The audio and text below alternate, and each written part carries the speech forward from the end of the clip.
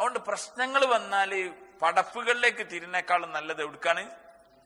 പടപ്പുകളിലേക്ക് തിരിഞ്ഞ പ്രശ്നത്തിനൊന്നും ഒരു പരിഹാരം ഉണ്ടാവും. ഓൻ കേൾക്കുന്നില്ല, അവസാനം ഓൻ ചോദിക്കും നമ്മളെന്താ ഇപ്പൊ കാട്ടുകയെന്ന് ചോദിക്കും. അത് ചോദിക്കാനപ്പോ ഓനോട് ഇത്ര നേരം വർത്താനം പറഞ്ഞേ. അതുകൊണ്ട് ഓനും കൈമലർത്തുക, കാരണം ഓനോടും ആവൂല, ഓൻക്കും ഇതേമാതിരി വിഷമങ്ങളുണ്ട്. ഒരു വിഷമവും ഇല്ലാത്ത ആളാണ് ആര്?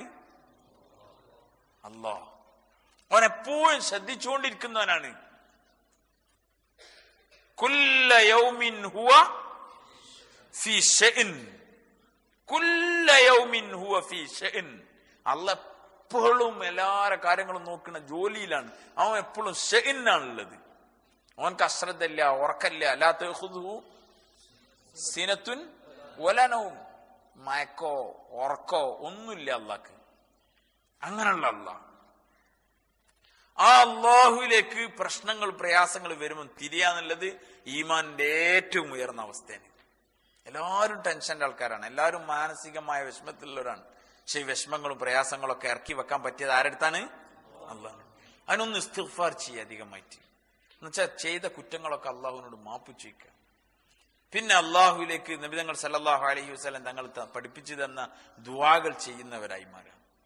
യഖീനോട് കൂടിയിട്ട് നബി തങ്ങൾ സാഹസങ്ങൾ പറഞ്ഞതാണ്. അതുകൊണ്ട് ഒരു മാറ്റം ഉണ്ടാവില്ല.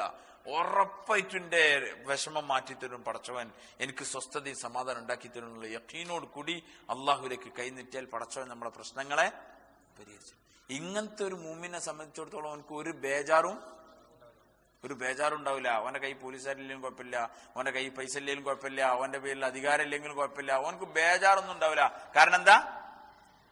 എല്ലാ അധികാരത്തിന്റെ ഉടമയായ അള്ളാഹ് അവന്റെ കൂടെ ഉണ്ട്. ഇന്ന് നമ്മൾ അള്ളാഹുവിൽ നിന്ന് വിട്ടു. പ്രശ്നം വന്നാൽ വേഗം അങ്ങോട്ടും ഇങ്ങോട്ടൊക്കെ തിരിയല്. മാനസിക വിഷമം ഉണ്ടായാൽ വേഗം വേറെ എടുക്കെങ്കിൽ തിരിയാ, വേറെ എന്തെങ്കിലും ബുദ്ധിമുട്ടുണ്ടായാൽ വേറെ എടുക്കെങ്കിൽ തിരിയാ. ഇല്ല, തിരിയല് എവിടേക്ക്? അള്ളാഹു. അങ്ങനെ നമ്മൾ ശീലിച്ചാൽ എന്ത് പ്രശ്നം വരാണെങ്കിലും അള്ളാഹുവിലേക്ക് മാത്രമായിട്ടുള്ള തിരിയൽ, മുത്തവജ്ജിഹ്, അള്ളാഹുവിലേക്കുള്ള തിരിയൽ അതുണ്ടായാൽ അള്ളാഹു സുബ്ഹാനഹു വ തആല അടിമന്റെ പ്രശ്നങ്ങൾക്ക് പെട്ടെന്ന് പരിഹാരം ഉണ്ടാക്കി കൊടുക്കും. സഹാബാക്കൾ റളിയല്ലാഹു അൻഹും അജ്മഈൻ ഒരുപാട് സംഭവങ്ങൾ നമുക്ക് താരീഖിന്റെ കിതാബിൽ മനസ്സിലാക്കാൻ സാധിക്കും. മനുഷ്യനാണ് ചിലപ്പോൾ പ്രതിസന്ധിയൊക്കെ വരുമ്പോൾ ബുദ്ധിയും ബ്രെയിനും ചിന്തയൊക്കെ എന്താവും കട്ട് ഓഫ് ആവും.